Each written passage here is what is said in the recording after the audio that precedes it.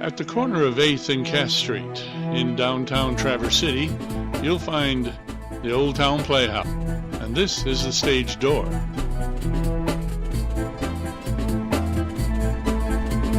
Hi, I'm Don Kuhlhorn, and this is Stage Door for June 2013.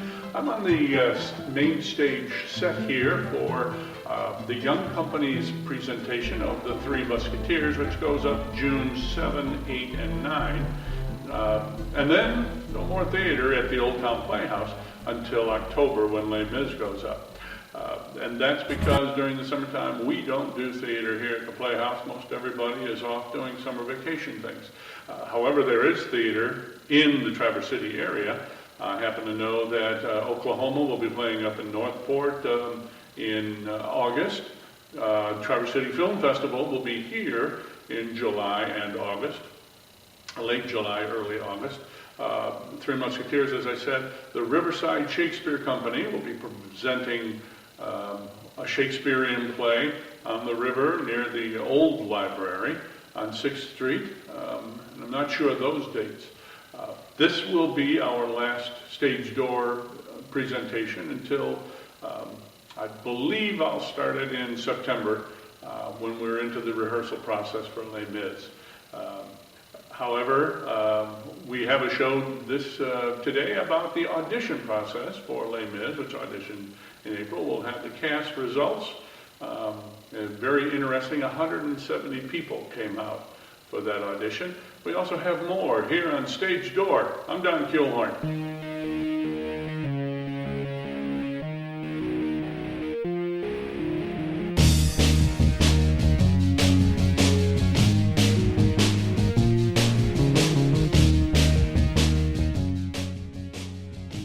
One of my most favorite things since I found the technology is to record the time lapse of a strike of a show.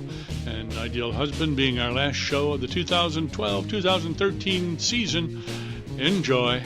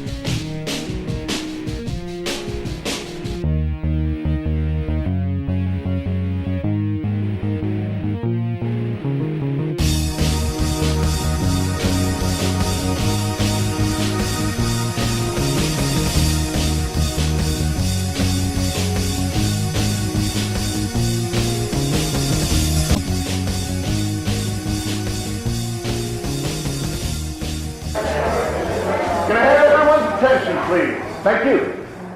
Thank you for coming. We had a great audition with the young kids last night. And so there will be some more young people tonight, but that was exciting. The first thing I really will emphasize to you is who you're working with. It says intros here, that's how come I'm doing it. I'm Jeanette Mason, I'm directing. Phil Murphy is my associate director. Diane Clark is our vocal director. Diane is new to the Old Town Playhouse's musical circle. She does a lot with other parts of the theater. This is her first entree into. And Joe Rice, everybody knows Joe. Shake your hand there. Joe is our conductor. Deb, who is moving right now and talking to Brett, is the stage manager. Bonnie D, please wave. Bonnie is our assistant to the director. Sherry, are you up here? Sherry and Mary Gillette are our producers. And Melanie is our assistant vocal. Wave, Melanie. And of course, our ever wonderful and faithful Miss Paulette.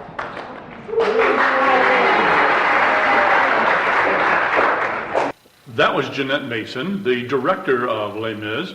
Her opening comments before she went on to introduce the rest of the staff, and we got into the audition process. Now, I did audition for this because I'm always afraid whenever I do an audition. It's just a fearful thing that I forgot to tape myself, so you couldn't see my audition, which is a good thing because I forgot my lines, I forgot the song.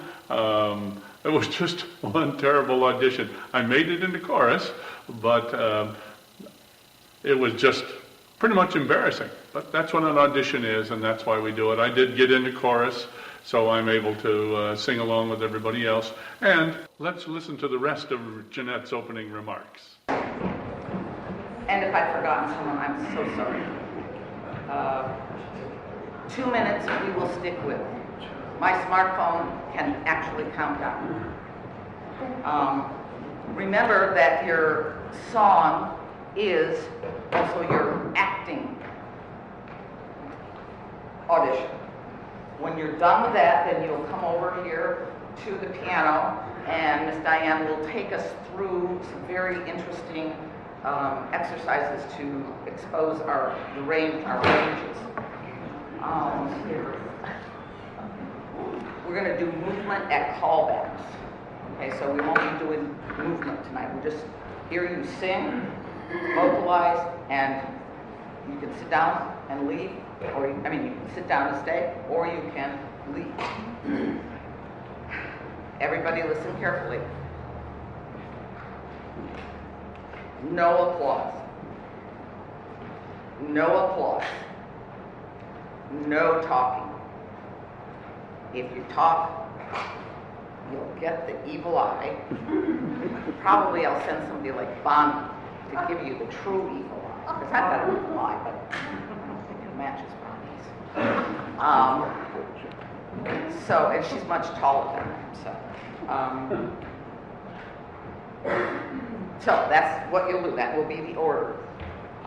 If you have said, I will only take this role, well and good. I know so many of you have such busy schedules that it isn't worth it to you to go for less than this prize role.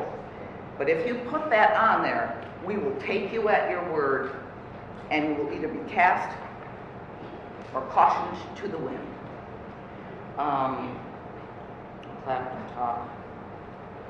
Tuesday night, or at least by Wednesday morning, we will have the callback list listed.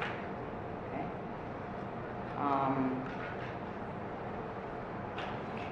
When you look at that rehearsal schedule, it must seem absolutely daunting to you.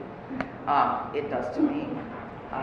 But we will have rehearsals of the company and of ensembles, like, the prison is an ensemble. The students are an ensemble. So it doesn't mean everyone is here every night except the primary characters, who seem to be in absolutely every song, even if it's just for a second. So that's what this green sheet will tell you. And will help you decide whether you want to just go for this one specific character.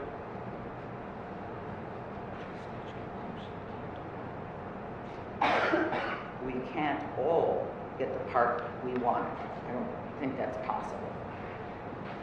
But I will tell you, quite honestly, there are no small parts in this because everyone will be doing a number of things.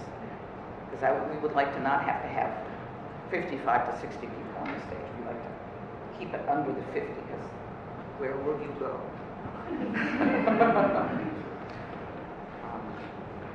I think that's enough talk. I think what we'll do though is do the gala people and the young people first. Okay, Bonnie Yes. is going to call our names and come hither to the piano, to the stage. Sarah Bierman. Can you tell the number also?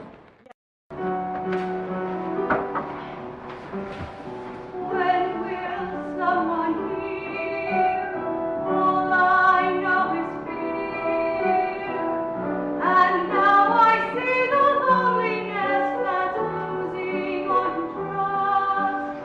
Day has turned to night, stone has turned to dust.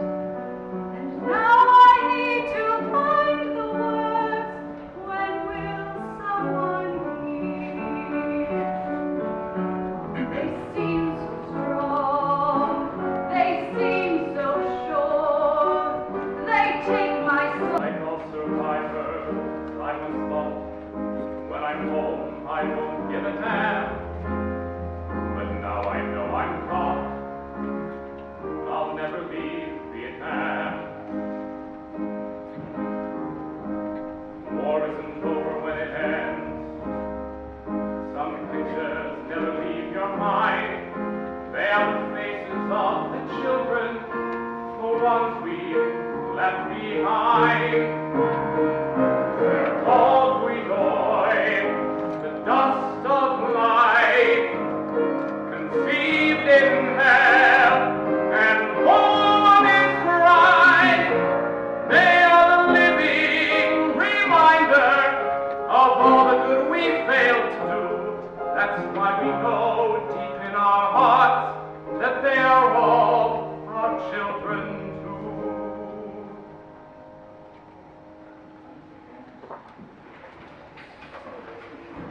Here we are at the Old Town Playhouse, the main auditorium. Once again, we're on the set of Musketeers, the Young Company show going up soon. But it's also doubling right now as the audition platform for Les Mis, which goes in October, as I told you. And we're here with Diane Clark. Hi, Diane. Hello, Don. You're here as the vocal director. Okay. Just to get the bookkeeping out of the way, how did you get to the Playhouse? You're brand new here at the Playhouse, so how did you get here? Well, Don, I've been in Traverse City for 7 years, and I almost as soon as I got to Traverse City, I actually visited the Playhouse to introduce myself and to let them know that I was here in town and to see if there was any need for my services as a singing teacher. And so then I got busy doing what I came here to do, which was directing a chorus.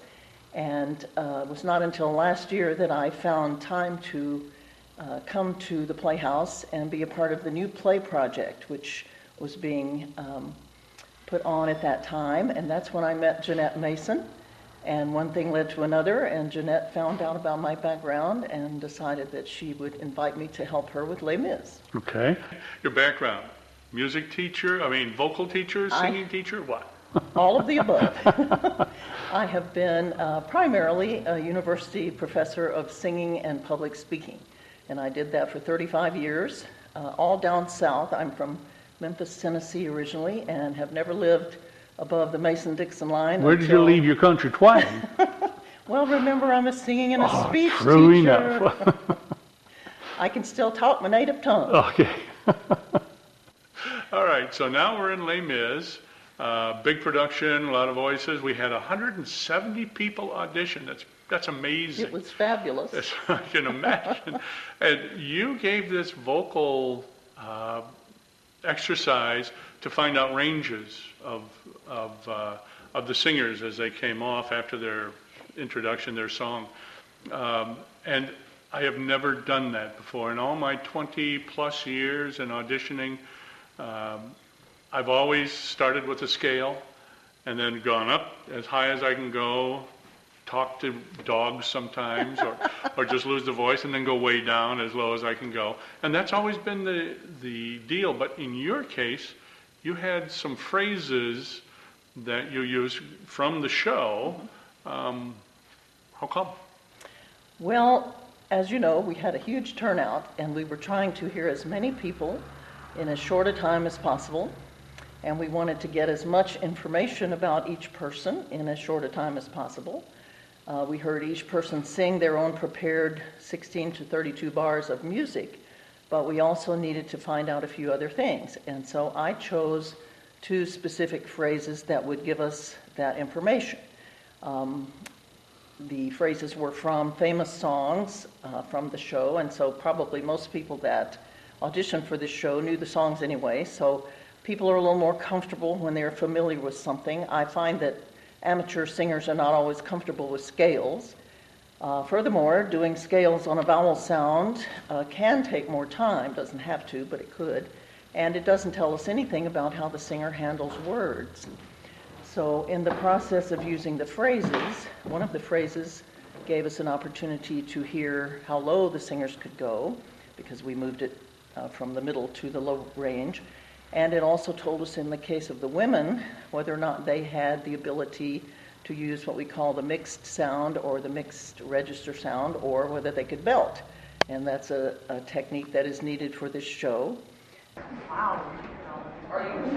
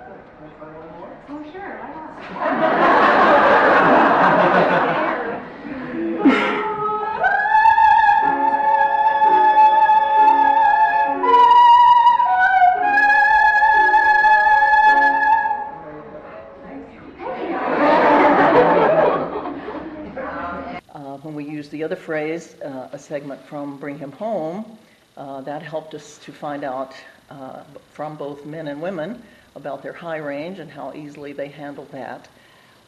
We also could get dynamics because I could ask them to do it loud or soft, and we could also, if it turned out that they didn't know how to sustain a note or didn't seem to sustain the note, I could give them some simple directions and we could find out how easily they take direction.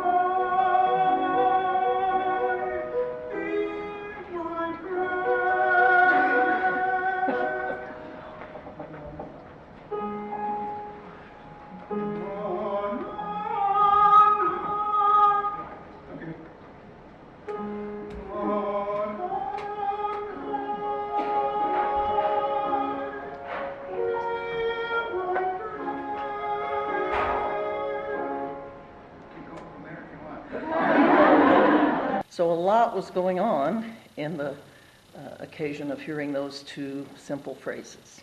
So did the people, have you done this before with this kind of phrasing, or have you done these auditions kind of like this? Well, I haven't actually ever been the vocal director for a show. This will all be right. my debut, although I have prepared many dozens and dozens of singers for roles in shows. So I would say that I will be learning a lot in this role myself. But yes, I use all kinds of tools and techniques to find out what singers can do. So Good. that idea was not brand new. I just thought it would be quick and convenient. It's certainly interesting. And Diane Clark, it's almost time to start into the second night of callbacks. Thank you very much. You're very welcome. Thanks for having me. Here we are at the Old Town Playhouse, up in the costume room. This is in the back of the theater, up on top of the theater, with Nancy Albrecht. And you are what capacity here at the Playhouse with the costume kinds of things? I am one of the costume chairs at the Old Town Playhouse. One of the costume chairs. Pinky Hoffman's Pinky the other Hoffman one. is the other, that's correct. And how did you get involved in costumes and wanting to do them and to do costumes for the Playhouse? Well, it started about 20 years ago. I was working at Sofro Fabrics, and Fran, you can edit this, let's bury it. Fran Cole came in to do some shopping, and we talked costumes, and she said she needed some volunteers. So I came to the Old Town Playhouse and started working with Fran Cole. My first show was the chorus line. Fran Cole was with the Playhouse? Yes, she was. I thought I knew her from the Met, The Met, Michigan Ensemble Theater, but I didn't realize she was the Playhouse as well. She started, I don't know if she started here at the Playhouse, but that's where I started. Right. And then when they started the Met, I went over there and worked with them for 3 summers, and then I came back. Ah, interesting. You learn something new every day. That's right. What about costumes? What gets involved? For me, a costume is whatever I see in my closet and throw it on that day, and I'm done. What do you have to do to get costumes for a show? Well, it's quite a lengthy process, depending on the size of the show. If we know, well, obviously we know what the show is, and we will go out and get patterns, ideas, and fabric before the show, before the auditions even take place. After the auditions, as soon as we can, we take the people's measurements. And we have a little Bible of all the measurements. And the first thing we do is we go into our stock, see what we have, and pull from there. And if we don't have anything there, we go to the resale shops, the Goodwill, people's closets, and we do that. If we still can't find anything, then we do make it. And we already have our patterns and fabric lined up to do so. Now, I've seen plenty. There's one dress, and I don't see it here at the moment. There's one purple and white dress that I've seen in 20 shows. And it seems to morph. I mean, it's the same dress, but is fashion that kind of facile that you can just take a seam out here and put a new seam in here? Absolutely, yes. We do try. That's part of pulling from our stock is we'll take something and we can either make it bigger, make it smaller, take away, add to, but our goal is to try to stay within budget and use what we have and be as creative as we can to get there. Now you're involved, are you involved in Les Mis? No, I'm not. Ah. Did you want to be involved? No, I did not. That's going to be a big show. It is. I saw in today's paper, as a matter of fact, that 170 people showed up to audition, and I'm not sure. I believe they need 40 to 50 people costumes, so that's going to be a big project. Right. And I know it doesn't open till October. I believe it's 13th, but they're already starting doing costumes now because it's a big production. Wow. How big of a production have you worked on? You know? Probably the biggest one was Evita. And I don't know. Well, West Side Story was pretty big too. I'm thinking probably about 30 actors. And those are multiple costumes, or do you not remember? I mean, I guess we got to go Multiple, specific shows multiple. Yeah, just to yeah. see what a costume would be or Yeah. not. For instance, in Evita, the main character, we probably had 6 or 7 costumes for her. But then some of the characters, we had 1 or 2. So it depends on the role of the character and how many parts they play, how many acts. How many people do you get involved in costumes? Well, there's typically one person that heads it up, that designs it and comes up with the ideas. And depending on skills, we know we probably have, about 15 women we can pull from. Each one of those women have a different skill, so we know who does what best. And we'll call them in, and typically we'll have 5 people here, plus the designer working.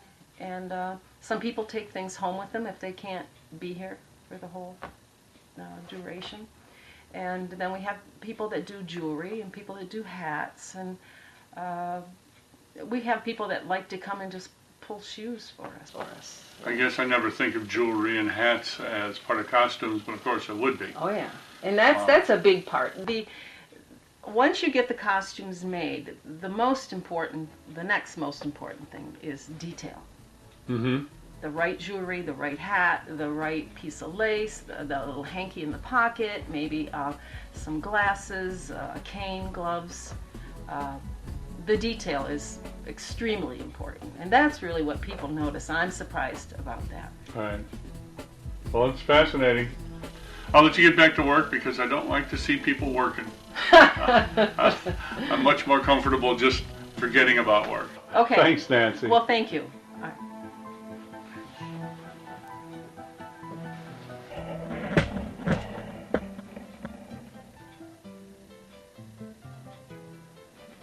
I like getting her into this thing. Our young company produces The Three Musketeers, June 7th, 8th, with a matinee on the 9th.